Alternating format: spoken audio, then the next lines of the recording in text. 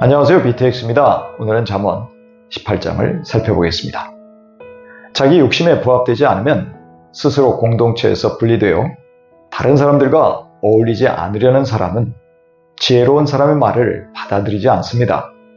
미련한 사람은 명철을 좋아하지 않고 배우려고도 하지 않습니다. 오직 입으로 자기 의견만을 내세웁니다. 이런 악한 사람이 있는 곳에 멸시받고 멸시하는 일들이 생긴다고 합니다. 또한 이들은 부끄러움과 모욕을 몰고 온다고 합니다. 요즘 회자되듯이 미련한 지도자를 만나면 부끄러움은 국민의 몫인 것과 같습니다. 사람의 말은 깊은 물과 같아서 그 의미를 알기 어렵고 신뢰하기 힘들다고 합니다. 그러나 지혜의 샘은 세차게 흘러 표면에 솟아오르듯이 투명하다고 합니다.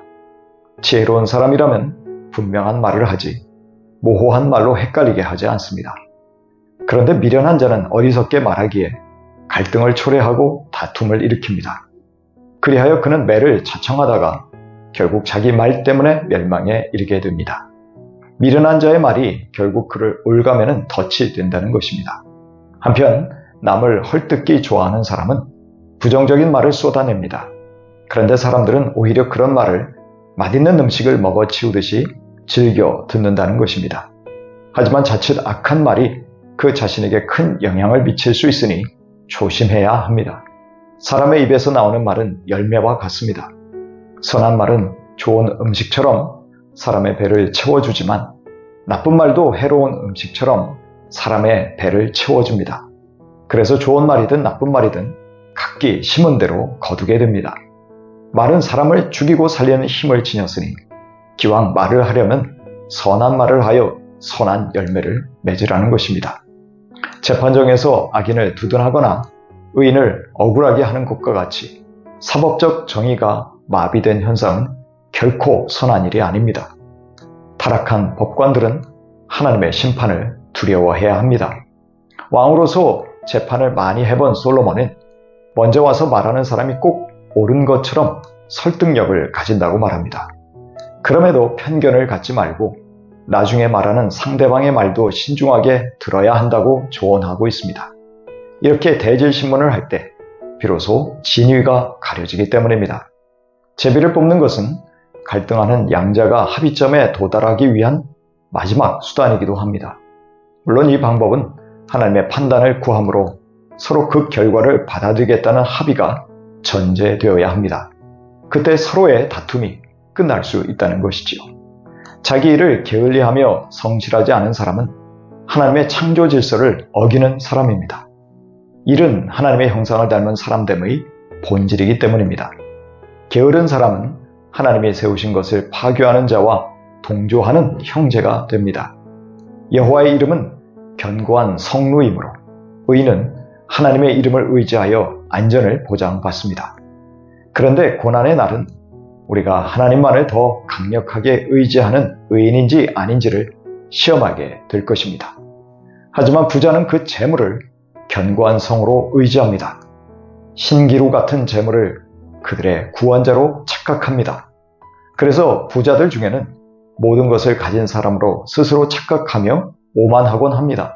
그 마음이 주변 사람들을 우습게 보기에 반드시 망할 것입니다. 반면에 겸손하여 자기 자신을 낮추는 사람을 하나님이 반드시 높이십니다. 하나님의 능력의 손 아래서 겸손하게 되면 하나님이 때가 되면 높이실 것입니다. 누군가의 사연을 다 들어보지도 않고 대답하는 것은 별 도움이 되지 않습니다. 그러므로 끝까지 듣고 적절한 상황 판단 후에 조언을 하라는 것입니다. 그렇지 않으면 수모를 당할 수 있음을 경고하고 있습니다. 사람은 마음먹기에 따라서 병을 견뎌내고 극복할 수 있습니다. 하지만 그 마음이 짓눌려 무너지면 소망이 없음을 알아야 합니다. 건강과 외모에 신경을 많이 쓰기보다 내면의 심령을 강건하게 하는데 더 힘을 써야 한다는 것이지요. 지혜로운 사람은 늘 배우려는 마음이 있습니다. 그래서 지혜로운 사람은 겸손한 마음으로 귀를 열고 지식을 열심히 찾습니다. 이처럼 지식은 겸손하게 꾸준히 찾는 사람이 얻는다는 것이죠. 뇌물은 대가성이 있는 선물인데 비해 선물은 조건 없이 베푸는 은혜입니다. 그런 은혜를 사람들에게 베푸는 사람에게 길이 넓게 열려 형통해집니다. 더 나아가 선물은 사회 지도층과 같은 존귀한 자 앞으로 그를 인도합니다. 노엽게 함으로 관계가 깨진 친척과 다시 가까워지는 것은 매우 어렵습니다. 그것은 군사들이 견고한 성을 함락시키는 것보다 어렵다는 것이죠. 또한 누군가를 노엽게 하는 다툼은 산성의 문빗장과 같이 견고하기에 다시는 관계 회복이 어렵다는 것입니다. 그렇기에 가까운 사람과의 다툼을 피하라는 조언입니다. 결혼한 사람은 복을 받은 것이요 하나님의 은총을 받은 사람입니다. 따라서 하나님이 최초로 세우신 복된 가정을 이루기 위해서 애쓰고 가정을 유지하기 위해 최선을 다하는 것이 지혜로운 사람인 것이지요. 가난한 사람은 간절한 말로 호소하며 구걸하듯이 도움을 구합니다. 하지만 부자는 엄하고 무례한 말로 응대합니다. 부자들에게 가난한 자들을 함부로 대하지 말라는 것이지요. 친구를 많이 둔 사람은 때로 손해를 입기도 한다고 합니다. 그러나 어떤 친구는 동기보다 더 가깝습니다. 많은 친구보다 찐친을 사귀는 것이 지혜로운 처심을 알려주고 있습니다. 바울도 관계를 소중히 여기는 지혜로운 이웃이 되는 비결을 다음과 같이 제시하고 있습니다. 에베소서 4장 25절 이하입니다. 그러므로 여러분은 거짓을 버리고 각각 자기 이웃과 더불어 참된 말을 하십시오. 우리는 서로 한 몸의 지체들입니다. 화를 내더라도 죄를 짓는 데까지 이르지 않도록 하십시오. 해가 지도록 노여움을 품고 있지 마십시오.